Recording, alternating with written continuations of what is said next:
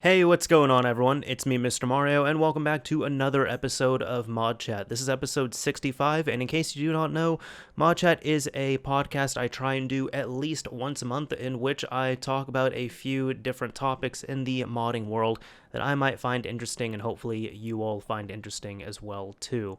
So this is available in two different formats. It's available on my YouTube channel, Mr. Mario 2011, in a visual form, but because this is a podcast, I do want to make sure it is consumable as a podcast, audio only. So if you look up ModChat on many of your favorite podcasting sites, platforms, what have you, you should be able to find it pretty easily from there and consume this, well, like an actual podcast.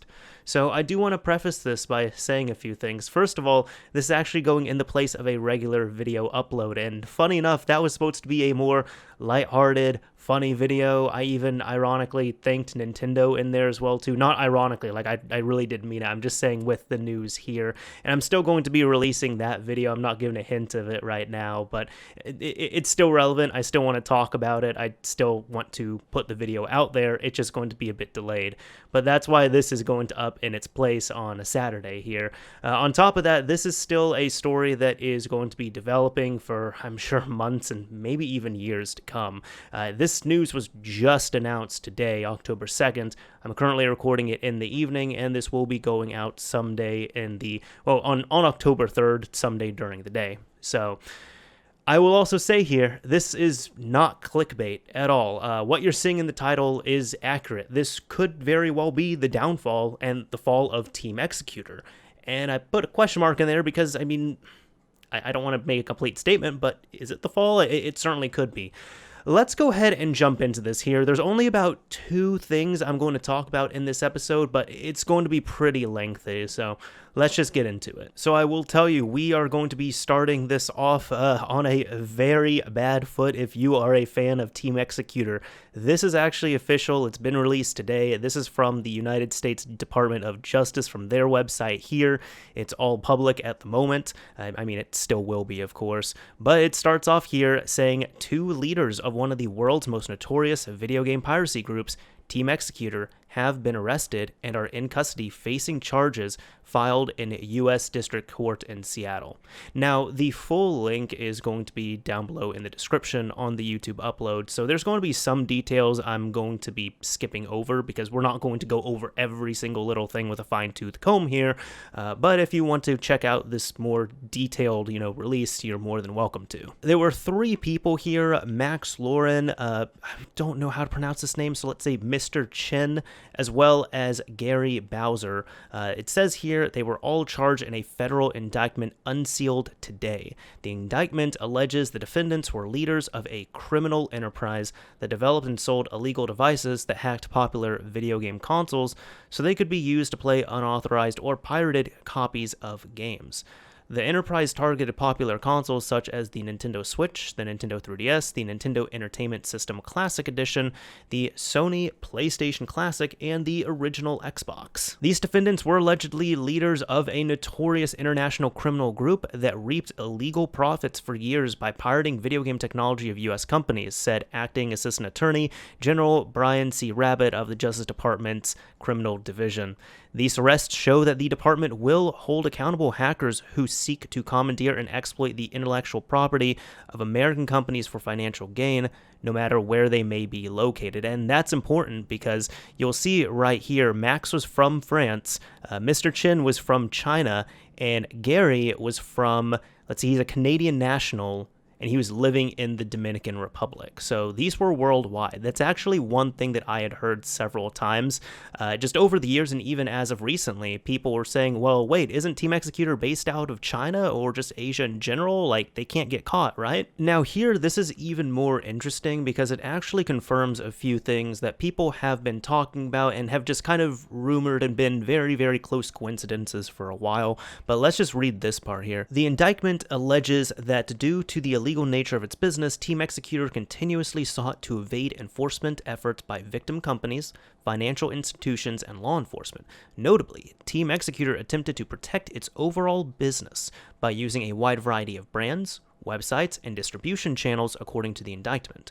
From approximately June 2013, I'm going to get back to that, through August 2020, Team Xecuter used a variety of product names for its devices, such as Gateway 3DS, this is what I'm talking about here, Gateway 3DS, the Stargate, the True Blue Mini, the Classic to Magic, and the SX line of devices that included the SX OS, the SX Pro, the SX Lite, and the SX Core.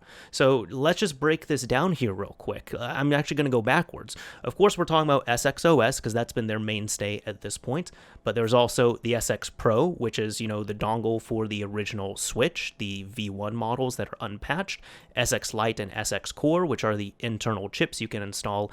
Now, these other ones are different. The Classic to Magic, that is actually a USB device. I'll actually pull it up on here. The Classic to Magic is actually for the Super Nintendo Mini or the Super Nintendo Classic, and this is actually a device where, can I even bring up photos on here? I want to show something. It looks a little something like this, like anything of what, there's not really any good photos, damn. But either way, it's a little device that you end up plugging into a Super Nintendo Classic, and you're able to take original cartridges and plop them in, and you load those cartridges. It dumps the ROM, so it kind of acts as a glorified ROM dumper, but really what you're able to do is you're able to take a Super Nintendo cartridge or a Super Famicom cartridge, plug it into a Super Nintendo Classic, and dump the ROM from your original cart and play it on your Super Nintendo Classic. And there's also a USB drive in there, which allows you to not only dump ROMs to it, but you can even load ROMs to the USB drive and load them up through the Classic to Magic on your Super Nintendo Classic. I know that's a lot, but this is a really different device that was super clean looking and such, and I didn't even know this was from Team Xecuter, but yes, this was something that was from Team Xecuter. Going back here, the True Blue Mini, which this... I knew this was going to get someone in trouble. I absolutely knew it. Let's go over that as well, too. I have been extremely against these for a few reasons, but essentially, in case you don't know what these are, there's a few of them. There's one for the C64 Mini. There's a few for the PlayStation. There's one for the Genesis. Oh, Classic to Magic. That's the one right here. Now, in case you do not know, these are USB drives, which you can take and you can hook up to any of these mini systems, and you add a bunch of ROMs that way. The thing is on here, I think the Genesis, I think it was using something more proprietary, simply because at the time this was released, there was nothing that was public, like no public projects to add more games to the Sega Genesis or Mega Drive Mini. But for the PlayStation version of the True Blue Classic, I know for a fact that actually has an older build of BleemSync on there. And the C64 Mini also uses some free open source software that adds more games to it. Now, the problem I have, aside from just, taking free open source software like that people have worked hard on, they've released for free, and then putting it in here. The other thing, and this is why I said I knew this was going to get someone in trouble, these all came preloaded with games. In case you're not reading the screen here, I mean, the PlayStation is maybe the best one here to explain, or even, you know what, let's just look at PlayStation and Genesis. So for the PlayStation, several amazing game compilations for your PSX Classic from 50 to 200 games in each pack. Plug and play, supply, that's fine, but it comes with a bunch of games. And for the Genesis, a unique True Blue stick with the ultimate collection of 813 games for your Genesis Mega Drive Mini, quick install computer required, and unlimited retro gameplay. I've ranted about this on Twitter, I'm sure. I've ranted about it to some friends. I've actually ranted about at least the True Blue Mini here on ModChat on a previous episode when they used to be live streamed. However, again, I knew the final thing, and I'll move on here. The final reason why I knew this was going to get someone in trouble is because you could buy these things on Amazon. Just like clear as day. You could go to Amazon, you could buy at least the PlayStation one. You could end up just buying that and get it shipped to your house within, same day or 2 or 3 days. Like, it was way out in the open. And yeah, these are all products that were from Team Xecuter, which we now have confirmed. And last but not least here, I'm going to group these two together, Gateway 3DS and Stargate. Now, in case you do not know, Gateway 3DS was the first flash cart that was in, for the 3DS itself, and it was notorious for many things. Support kind of dropped on it pretty early on. At the beginning, it was really only for games and nothing else, only games. So a little bit nefarious there. But on top of that as well too, they stopped supporting it, and there was also the brickway meme, where at one point the Gateway 3DS was actually bricking devices. That's a whole other thing I can get into, but it pretty much came back as Stargate in a way, and I believe Stargate also did some stuff related to the Switch, but it was all short-lived. But what I'm saying here is all of these brands that I've been talking about, that has all been Team Xecuter, and we have harder confirmation on it now. I guess I do need to say allegedly on this, but I mean, it's one of those things. This has been rumored. This has been kind of linked together just for a while, but this is a much, much harder confirmation of it now. Team Xecuter at times cloaked its illegal activity with a purported desire to support gaming enthusiasts who want to design their own video games for non-commercial use. However, the overwhelming demand and use for the enterprise's devices was to play pirated video games. To support this illegal activity, Team Xecuter allegedly helped create and support online libraries of pirated video games for its customers, and several of the enterprise's devices came preloaded with numerous pirated video games. So I'm sure that's, I'll get into the libraries here. In short, even if I forget to get to that point, it is alleged in the document itself that there were a lot of old ROM packs and such that were available on Mac's console, and that's another thing that's involved in this. And then the preloaded stuff, yeah, that was talking about some of the, like the True Blue Mini, those devices, but also some of the mod shops as well too, and we'll get into that as well. According to the indictment, Team Xecuter was so brazen that it even required customers to purchase a license to unlock the full features of its custom firmware, the SXOS, in order to enable the ability to play pirated video games. And that is true. You can technically download and use SXOS for free, but until you license it, which you have to pay for, you are not able to play actual games. Like, you cannot play your XCI files. Now, this is what we're getting into here. Each defendant is charged with 11 felony counts, including conspiracy to commit wire fraud, conspiracy to circumvent technological measures and to traffic in circumvention devices, trafficking in circumvention devices, and conspiracy to commit money laundering. So this is, there's a lot more to it than meets the eye here. But also keep in mind, the charges in this indictment are merely allegations, and the defendants are presumed innocent until proven guilty beyond a reasonable doubt in a court of law. So I do want to say here, I did want to mention this because this is going to be something that I was planning on talking about, but just a few days ago on September 30th, this is actually in regards to a story that I had covered months ago, in which I had talked about there were two cases that were opened up, two lawsuits. One of them was against UberChips, which was a company which was only taking pre-orders for SX Core and SX Lite, and another one was a more conglomerate lawsuit against 8 different mod shops, like mod shop retailers that were selling SXOS, SX Core pre-orders, SX Lite pre-orders. They were also selling SD cards preloaded with games as well too for premium. So I mean, I've talked about it in that previous episode, but on here, one of those, at least the UberChips one, it is coming to a head here because they decided to settle out of court, and I'll just keep this short because it does kind of wrap into the other one. It's just all of this has happened this week here, but it is mentioning in this Torrent Freak article, Nintendo has come to an agreement with UberChips.com, an online store it sued for offering Team Xecuter's Switch hacks and chips.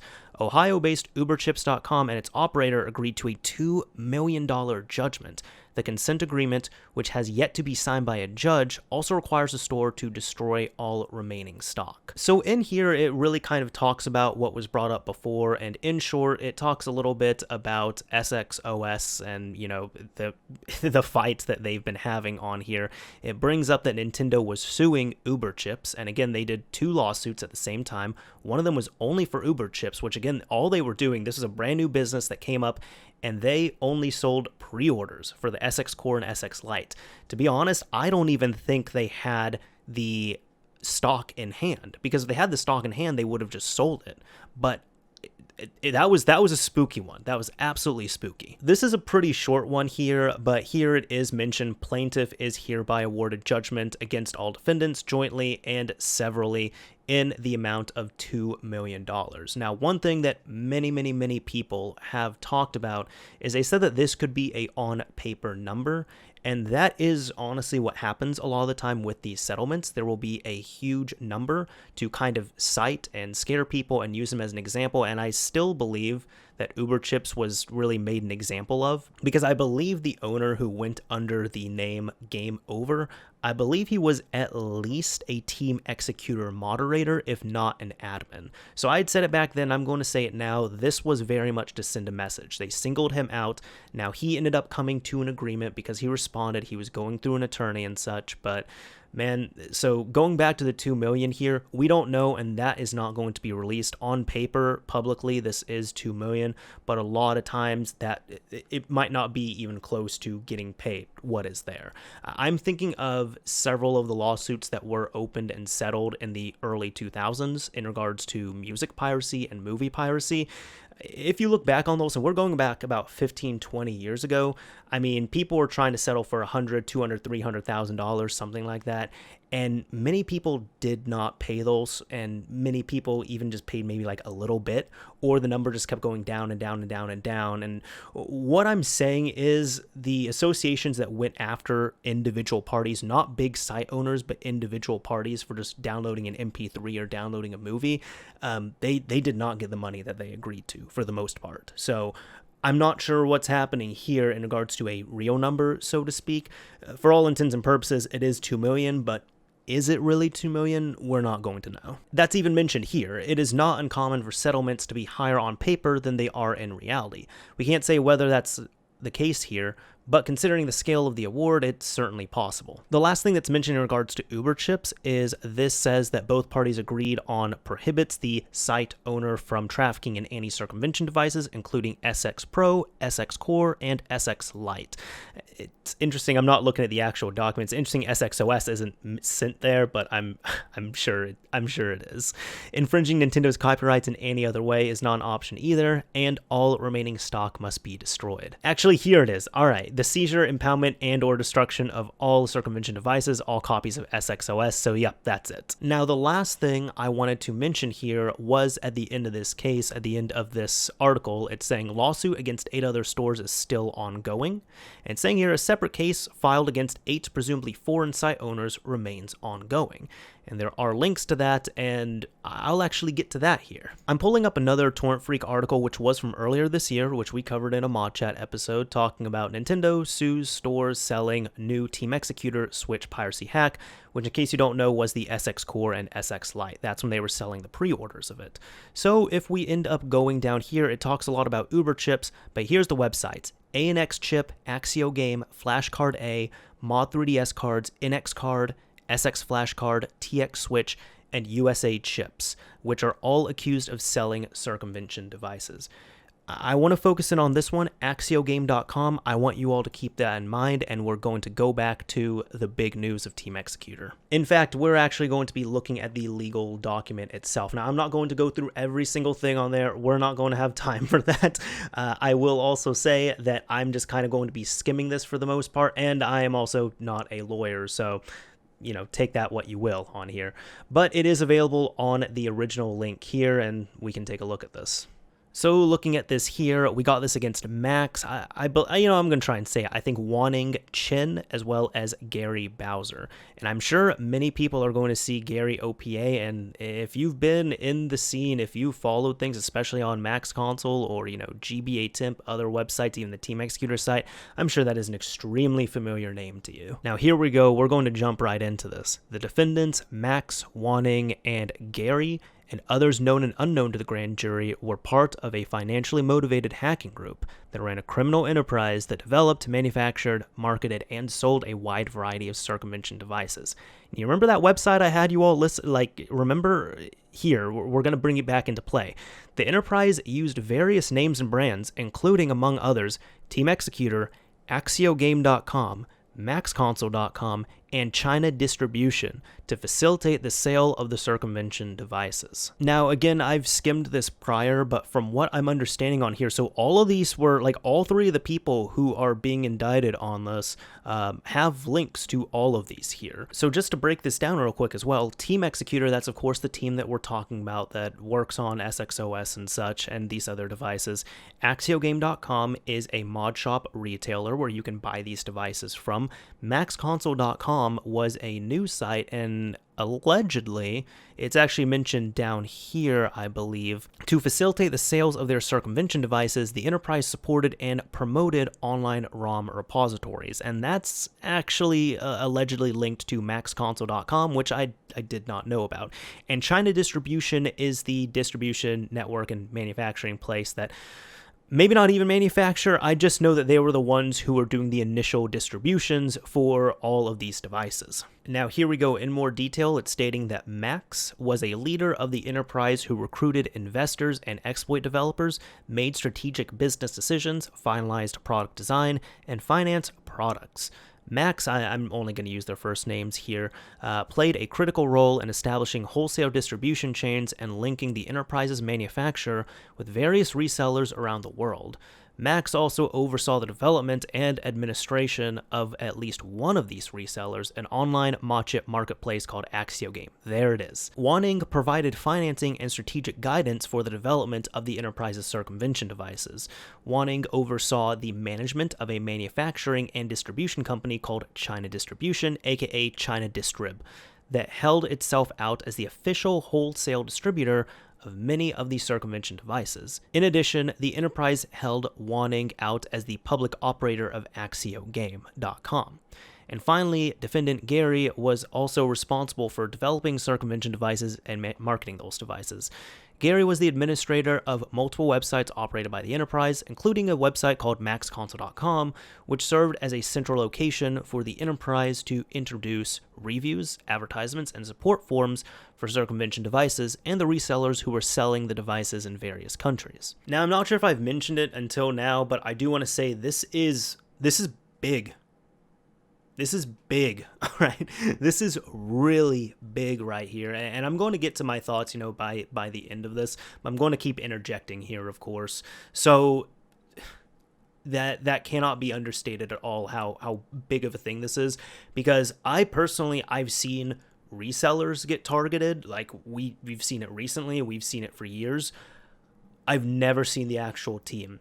And mind you, this is not the original Team Xecuter, and that's another point that I want to touch up on, and that's important when it comes to the dates on here, as I've mentioned. We're actually going to get into the Team Xecuter branding at this point, what they're talking about, and one thing that's really important to note is I know this was primarily Nintendo's push. Like, it has to be especially from, SX Core and SX Lite. I know Nintendo was absolutely not happy about that. They went after Team Xecuter and their resellers harder than they ever did. Plus, Team Xecuter, at least in my mind, I more associated them to their roots, which is the Xbox and the Xbox 360. Now, they were sold at one point, and they were sold around the Xbox 360 era, and still did some stuff before the sale and after the sale for the Xbox 360. But one thing to note, if you look at this here, aside from talking about the roots and maybe one or two mentions of something supposedly for the Xbox One, there's no mention of the Xbox 360. Or the original Xbox. Aside from those other ones, it is mostly, I'd say like at least 90% Nintendo right here, like related to the Switch. And they also bring up the mini consoles as well, because those are new devices that came out in the last 2 years.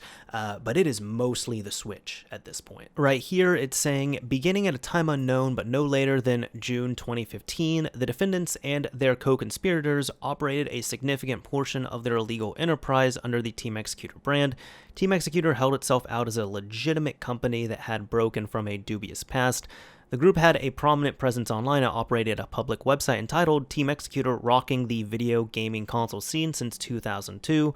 The group aggressively advertised its products on various online forums and in YouTube videos. And it's stating here, it's talking about the About Us section of the Team Xecuter site, saying that it's been involved in the development of circumvention devices since 2001. And actually, this is one of the very small mentions of Xbox here. Team Xecuter have developed hardware and software for the Xbox scene since 2001. The initial roots of the group were based on the Xbox homebrew hacking scene. However, where we started as a small group of hardcore enthusiasts dealing with extremely gray market products, we've now grown into a large electronic manufacturer that develops products for many companies around the world. And here we go, we are now getting into the portion with Nintendo stuff. Beginning in May 2018, the enterprise began releasing a family of Team Xecuter branded hardware devices for use on the Nintendo Switch video game console. These devices were designed to run a custom operating system called SXOS.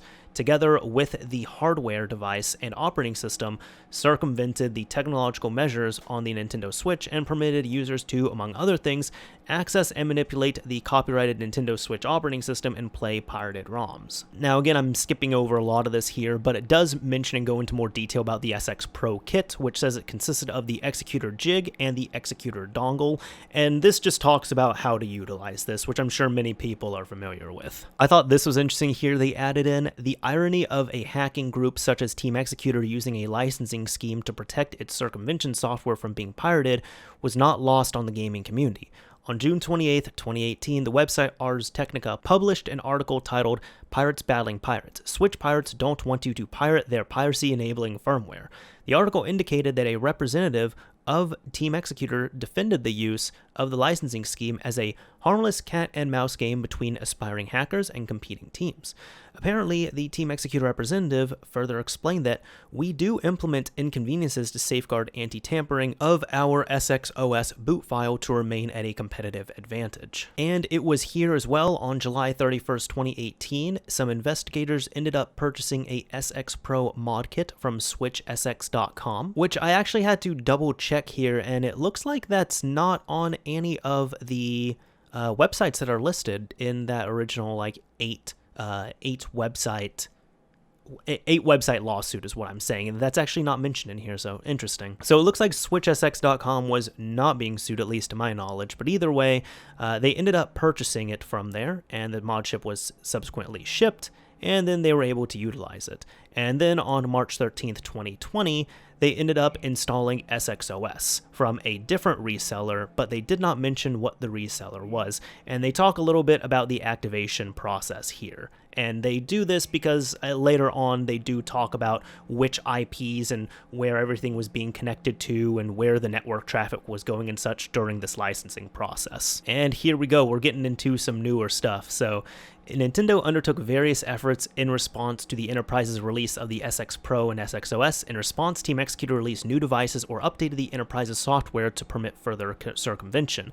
For example, in or around June 2018, Nintendo released a new version of the Nintendo Switch with updated technological measures to prevent the console from being hacked by the SX Pro and SXOS. Furthermore, in or around September 2019, Nintendo released a new console, the Nintendo Switch Lite, that was produced with the updated technological measures to, among other things, address circumvention devices such as the SX Pro and SXOS.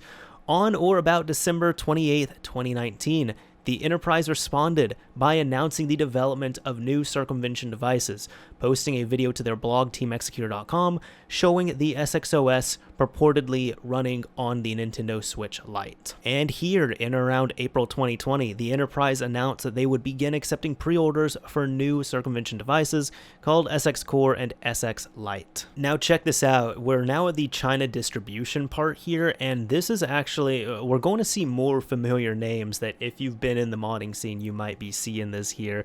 But right here, for example, so China Distribution, aka China Distrib, was the entity that the enterprise used to distribute the enterprise's circumvention devices. Max played a central role in managing wholesale relationships and responding to customer complaints. Now here, the enterprise periodically circulated digital newsletters describing new products and updates to existing products.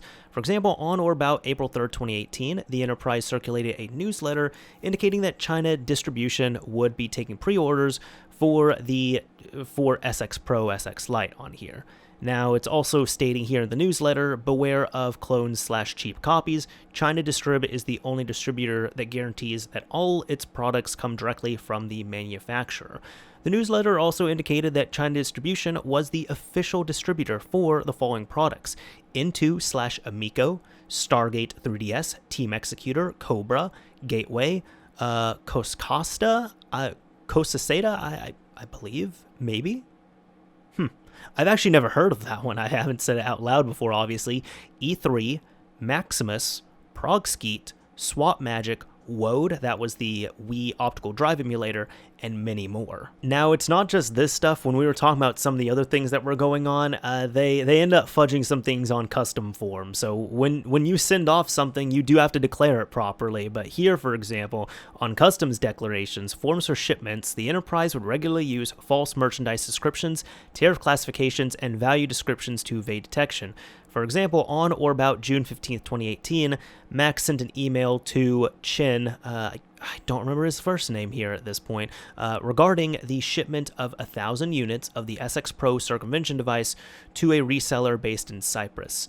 Max indicated that Chin should declare a subsequent shipment of the device as a memory card adapter at a value of 20 cents each. And for some of the other things they did, of course here they're talking about Gateway 3DS. On or about June 2013, the enterprise began marketing and distributing a circumvention device called the Gateway 3DS that was designed to allow purchasers to play pirated ROMs on the Nintendo 3DS.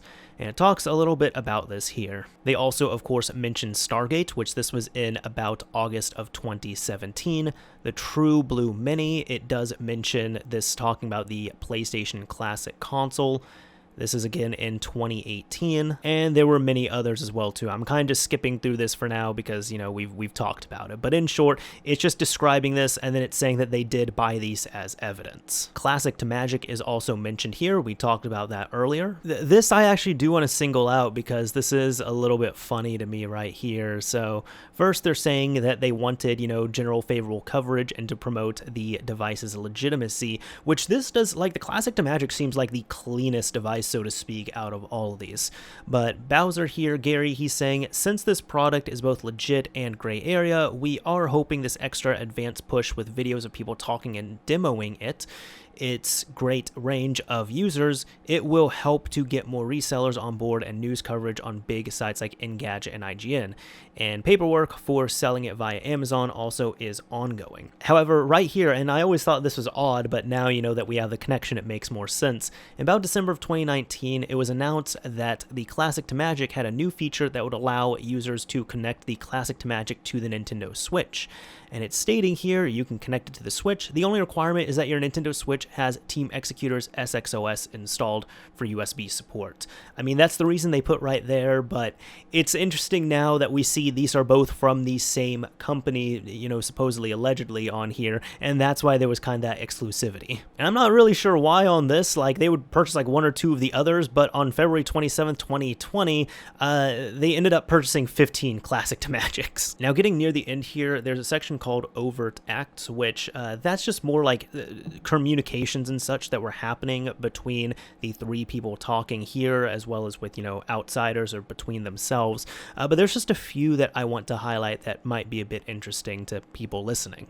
One of them here being on or about December 28th, 2017, Bowser sent Lauren, I'm just going to use their whatever's listed here, an email stating, in regard to the Xbox One project, everything is in place. Now we need you on board to discuss money, etc. So that is one of the rare mentions of Xboxes in general, and there was some kind of Xbox One project. Also here, it's mentioning that they were planning to make a clone Super Nintendo Classic, essentially, and it's even mentioned from a direct quote, keep the style of the original SNES Mini Classic, but different fonts or enough different so Nintendo does not complain. And here we go, when we were talking about the ROM packs, I did mention earlier I was going to come back to this, and it's mentioned here on or about August 18th, 2018, Bowser sent an update regarding the Classic to Magic device. Specifically, Bowser noted, I am going to be busy setting up the underground stuff, ROM packs, cover arts, emulators on my Max console forums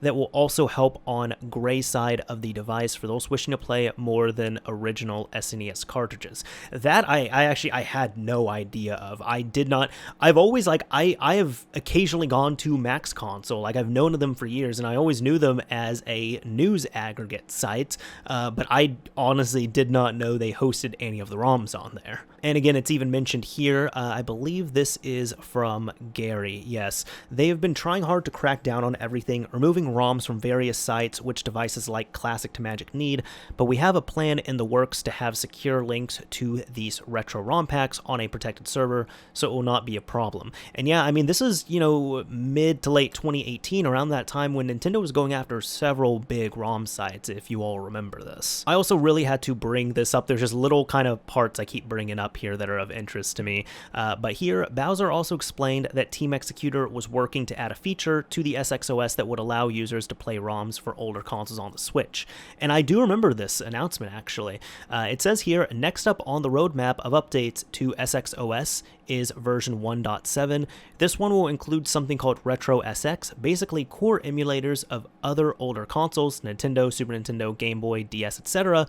So you'll be able to play backup ROMs of older Nintendo games, and later on some other older consoles. This will be exclusive to SXOS, which again, like the cheats above, will keep the marketplace open for more sales of license keys. And that was all within an email here. But it's also stating that on about October 2015, Bowser reported that the Retro SX project blew up in our face because the developer who had been paid to work on the project had sent his work to a rival hacking group. This I wanted to point it out because I'll show you all this right here. This was actually on Twitter, and I slightly remember this, but this was pointed out, just came across my timeline here. So I do remember this original tweet. This is from libretro, and it says, by the way, guys, a fun story to pass the time until 1.7.5 drops. They're talking about RetroArch. Team Xecuter wanted to bribe one of the Retro NX developers into stopping work on their project and to make this OpenGL-enabled build of RetroArch exclusive to their hardware. Unfortunately for them, M4XW sided with us. And that was tweeted on October 1st, 2018, in which this user here, WarnVod, said, "Congrats M4XW for making Gary OPA so mad that it made its way to the indictment." To which M4XW replied and said, "It's still BS as money has never been exchanged, and since when is libretro a hacking group?" So it seems like there are some inconsistencies in this document, so that's why also it's important to have allegedly on here, because there could be things that, aren't completely true or aren't completely correct on here. But I do remember this tweet going out, and I'm happy that this kind of came back across my timeline. Here, this is actually 2 in 1. So on September 13th, 2018, Bowser sent an email detailing the Conspiracy's development of a variety of circumvention devices, including SXOS, SX Gear, and the Classic to Magic. In case you don't know, SX Gear was only a payload injector, and that was it. It was only a payload injector. But Bowser explained that the Conspiracy was developing a project entitled 701, which would be their own version of the Nintendo's SNES Mini, but would have 700 games pre-installed. And they also explained here that they plan to develop a circumvention device for Microsoft's Xbox One console. I think this is the last mention of the Xbox family here. But it says here, the last big console that really does not have anything for it is, of course, Xbox One. It's been on the back burner for a while, but now with Switch basically completed and sales moving along, it is time to bring this back into focus and build up a solid, tight team that can handle it. Now, looking at some of the counts here as well for trafficking and circumvention devices, which is what's mentioned here. There's 7, 8, 9, and 10 for Gateway, Stargate, SXOS, SX Pro, as well as Classic to Magic. So these are the approximate dates it's putting out here, and it's pretty much from June 2013, all the way up until, August 19th when this was filed, so, August 2020 at this point. But that is important because that is June 2013, and I just want to highlight another thing as well, too. We're actually going on to the Team Xecuter forums, but I'm actually going to reference a really old thread right here in regards to Light Touch Ultimate firmware and PCB for the Xbox 360. Now, this isn't super important here. It was cool and it worked out well enough. However, if we scroll down here a bit, I need to find the other post right here. Team Xecuter was saying, or Xecuter himself was saying this. This clears out a lot of things and would have saved about 35 pages of drama if it was done the first time. Thanks. But then he replied, it's called a teaser. If we didn't have so many other teams stealing our work all the time, we would release info much sooner. Gotta keep things interesting though, plus it weeds out all the assholes and easier to just delete their accounts. Anyways, this is just the first of it. We have a lot more new stuff coming. This is my last batch of products as I'm quitting the scene after Christmas and I want to go out with a bang. And I do actually remember covering this. In fact, I have an old video that I was covering, Xecuter retiring here. But yeah, no, in short, the actual person behind this Team Xecuter himself from Team Xecuter ended up retiring in, I believe, 2013. And from what we know, this was at the point where the site and everything related to Team Xecuter was sold off. So that is why I wanted you all to, keep that in mind. We've had a whole lot of things confirmed here. Pretty much Gateway team is the same team that was working on SXOS. So, they're the same. Gateway is the same as Stargate. And this is the oldest this goes, aside from talking about the history of Team Xecuter, is June 2013, which I'm willing to bet that's probably when Team Xecuter officially changed hands. And even if you need more from that, it was clarified further where somebody was asking, you're quitting? Oh no, how come, if you don't mind me asking? The original, I'm talking about Xecuter himself, like the former person formerly known as Xecuter. They said, old and tired, real life job and real life work taking over. I did announce this would be my last year a while ago. Will that effectively be the end of Team Xecuter products? They said, it's a large team, many younger members with more energy than me. Team Xecuter is way more than one person. And I mean, that's about it in regards to this here. Now, there's also a count of conspiracy to commit money laundering. And I mean, this is serious stuff, you all. This is serious stuff here. So now at this point, I'm just going to talk with you all directly here, kind of my thoughts on this and such, and, what this could mean and a few other things. So it might get a little bit rambly. But first of all, right off the bat, I'm tired. Had a bit of a long day today, ended up reading this, was tiring, ended up having a cup of coffee, started working on this video here, and I'm tired again, but I'll do the best I can to, kind of work through this here. First of all, even though this isn't like straight up Nintendo, like for example, all the other lawsuits that we have seen prior to this, because those were, cease and desist orders, that was suing, and that was all Nintendo, but an actual arrest, I mean, this is the government right here that is doing that. That is different. But I have no doubt that this had a large push from Nintendo, and there was a lot of help from Nintendo as well too on this, especially with getting all the details of, the revisions and when things were changed and all of that. Plus, we've gone through, I mean, a good chunk of it there, I would say. And you all heard and you all saw that a lot of this was Nintendo. An overwhelming amount of it was Nintendo. An overwhelming amount of this document was SXOS related, and much more of it seemed to be related to SX Core and SX Lite. So I have no doubts on that it was really a big push and a lot of help from there. I do want to talk about this real quick as well too. SXOS, the thing that we've been talking about. Not only SXOS, but let's just scroll and we can look at the products right here. We were talking about the SX Pro, the SX Core, the SX Lite, of course SXOS right here. All of this stuff. I think this is game over for SXOS at this point. Now, I know that the people who have been arrested are not the main developers behind this, simply because they were the ones who were doing all the high-level stuff from what I've observed on here. So that's not to say that development cannot continue without this, but what I'm thinking is I'd be shocked if there was another SXOS update. I would not be surprised if all of the Team Xecuter and SX-related sites end up going down, such as this. I mean, I certainly don't think it would be a smart move to continue support of this, even though this is currently ongoing and there's allegations here, but, mind you, that's just my thought on it. This could very well also, just keeping it real, set a major precedent for things going forward. So I know MVG, he made a short video talking about this. Thank you, MVG, for the credit, by the way. I appreciate that. But I know he had kind of said, he was just like, Nintendo might be sitting kind of comfortable and knowing that they're probably going to come out on top of this. And he's hoping that the people related to Team Xecuter, if they're going to fight this, will really have, good lawyers that can, I don't know, do something more positive on here. But we'll see what kind of precedent this really sets, because essentially this is going to be meaning on here, like all of these are labeled as circumvention devices and such, and we're talking about the true blue devices. We're talking about, what is it? My brain's slightly fried right now, so because of all the tiredness.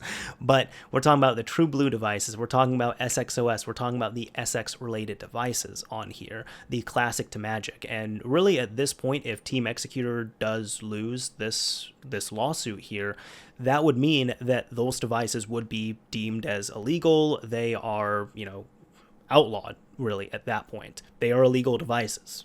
And at that point, if there's anybody else who might be selling that device, or even a similar device or a similar operating system that's going to do something like that, that could also be deemed as illegal, and it could point to this case right here saying, well, SXOS was deemed as illegal because of all the stuff it did. It was a custom firmware that allowed for XCI mounting and such on here, and your firmware is going to do about the same thing, so obviously it's going to be the same verdict. Now that might be scary to some people, maybe even a lot of people, because they might think of, well, what about the other stuff on Nintendo Switch? For example, you can run Laka, which is a Linux distribution on the Nintendo Switch. You can run Android, like I'm on XDA developers right here. This is all out in the open. This is fine. You can run Switchroot Lineage OS. This is the Android port, and it works pretty well. And of course, we're going to be talking about Atmosphere right here as well too, the other custom firmware, which is, in my opinion, this would be the best custom firmware at this point.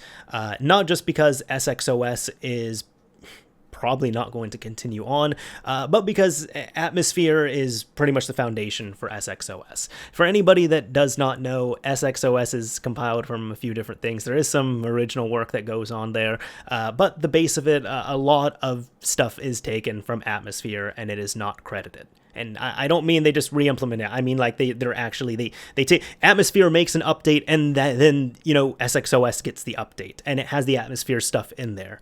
And that's been found multiple times through the unpacking scripts for SX. Now, Atmosphere is different. First of all, we're on GitHub, and everything here, it's clean room, it's open source, it's all out in the open, it's free. There's no devices that are sold or based around Atmosphere, at least, from the official Atmosphere team. There's none of those devices. On top of that as well, the important thing is, if I take a Nintendo, it's really what this can do. If I take a Nintendo Switch and it doesn't have any modifications on it, and I decide to install and run Atmosphere, I do have the ability to modify games that I legally have. I do have the ability to run Homebrew as well too, but right out of the box, you cannot install games that do not have a ticket. So, like eShop titles that you don't actually own, you cannot install those. You cannot play, you can't even mount an XCI file, which is a cartridge dump. This is strictly for, pretty much what I'm saying right out of the box on Atmosphere, there's no game piracy. There's no room for game piracy on there. You have to add the other stuff in, such as SIG patches, which will allow you to install a NSP of a game that could be, from the eShop that you might have dumped, or from a cartridge that you might have dumped, converted to a NSP, what have you on there. Now, one thing I do want to talk about is actually in regards to SXOS, and this has actually been covered by different people who have unpacked it, who have reverse engineered SXOS, who have looked at it further, and unfortunately there are a few things from it that are packed into that boot.dat file that actually make it illegal to distribute. That's why you'll see on several websites, like several forums and such, they don't allow links to SXOS, as this has been found. First of all, this has been for a while. There's actually been many sensitive copyrighted keys that are baked into SXOS. Like, these are Nintendo related keys that are baked into SXOS. For anybody who might need, a comparison, that's kind of like when GeoHot ended up getting sued by Sony. One of the things was he ended up releasing some very sensitive master keys to the PS3. So imagine keys like that also being circulated around in that boot.dat file. The other thing as well, too, is when it comes to XCI mounting. Now, let me talk about this for a bit. A cartridge right here, when you dump it as an XCI file. Now, SXOS is the only Switch custom firmware that allows you to take an XCI file and mount it and then play it. So you just copy and paste the XCI file over to a storage device, and then you're able to load it up by mounting, and you're able to play it. You don't have to install it. Other custom firmware such as Ray and X, such as Atmosphere with whatever patches you throw in, you have to either install this from the game card, or you have to dump the game card, get the XCI over to an NSP file, and then you install it that way. So that's what I'm talking about on there. The point is, you can't mount XCI files on any other custom firmware. And unfortunately, the reason for that is that it uses Nintendo code to mount those XCI files. That's why it is the only one that's there. It is obfuscated because it's not all open source and complete like Atmosphere is. It is obfuscated, and this was found by reverse engineering efforts on it and unpacking the boot.dat file and finding it there. But that's also why, again, it's the only one that has that capability. And we actually saw a similar thing on Gateway. If you all remember, I guess it's Gateway and even the Stargate cartridges. For the free and open source custom firmware options for the 3DS, you can install the actual files themselves. You have to take it like any games, any applications, any homebrew, you have to actually install to the 3DS.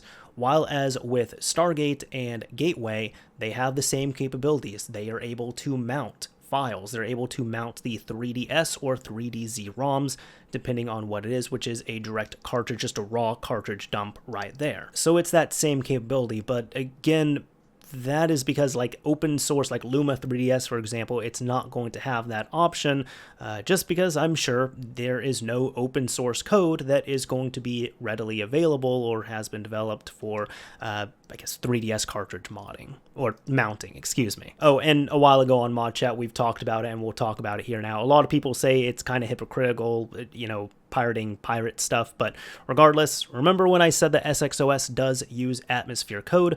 Well, it ends up taking Atmosphere code and it ends up, bundling it into SXOS and then redistributes it. But there's no license that is bundled at all. Like the actual license for the usage license is what I mean for Atmosphere. That is not bundled with SXOS, which if you're distributing that project or compiling it or whatever it is, point is you're redistributing that code without giving credit, without bundling the original license that was for it, and that is illegal as well too. Now, is Cyrazim and the team, are they going to go after the Team Xecuter team and sue them for this? Most likely not. That's not going to happen, but it has been known for years that Atmospheres had their code lifted. I guess if I want people to come away with anything on this, when it comes to any type of other console modifications and such on here, I'm sure you'll see people who, like, of course, you modify your console, you want to run emulators, you want to run unsigned code, you probably want to run game backups as well, too, like actually taking a game you own, backing it up, all that stuff. I'm really not talking about piracy on here. But when it comes down to it, that's why you don't see like ROMs or games that are bundled with things like this. That is why people aren't going to bundle keys. You have to get them yourself. That's why they're not going to bundle games. You are responsible for dumping your own stuff that way. That's why, like, all the stuff here, the open source stuff that is clean room reverse engineered, not using stuff that's been obtained through nefarious methods or, using other copyrighted code.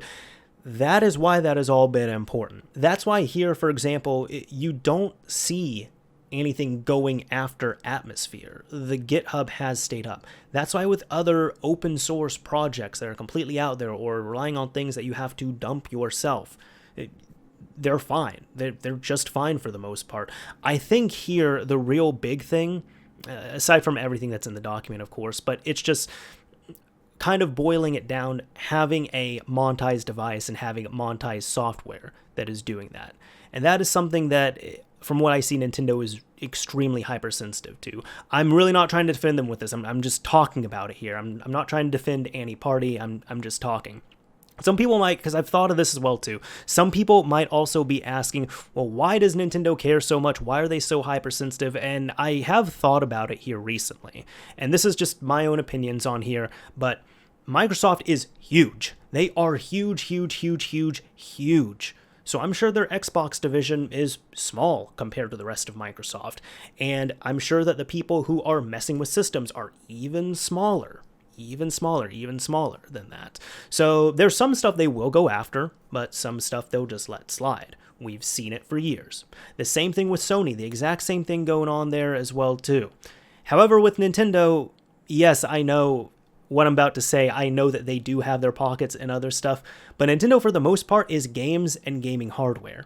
And when you're doing something, when those are really the only two things they have and are known for, and you're doing something that is big and easy to use, and you're making money off it, and it's wide scale, and it can be impacting game sales, and it is directly impacting and manipulating their hardware, I can see why they're so upset, because you're pretty much trying to mess with everything they have at that point. This was a long episode. I'm tired. I was originally tired when I was starting this. I'm tired again. But oh man, this is definitely an exhausting episode to get through as well too. So I will keep you all posted through ModChat on what might be going on with this. I will say, if you are using SXOS, I don't know how much longer you'll be able to use it for, just because there's going to be more updates that are going to come out. You know what, I'm just going to even put this out there. If Nintendo at this point, because this is going through, because development on SXOS has probably ceased, Nintendo can put out an 11.0.0 update that completely just borks everything for modified systems, and I'm sure Atmosphere will get updated, but if there's no development on SXOS, tough luck.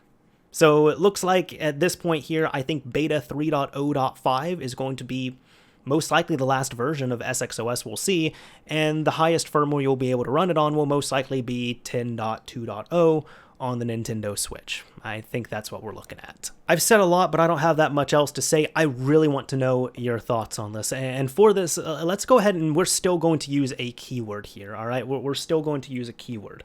How about USB? How about that? I had to think of something that might be kind of related to this, but kind of not, but I'm not sure how many comments would just organically use it here. But if you were use the word USB in your comment here on the YouTube uploads, if you're listening to this, come over to the Mr. Mario 2011 channel, leave a comment with the word USB, and I'll know you made it to the end of this episode. But please let me know what you all think of this, because, yeah, I just want to know. Anyways, this is Mr. Mario signing off. Thank you all for listening and watching, everyone, and until next time.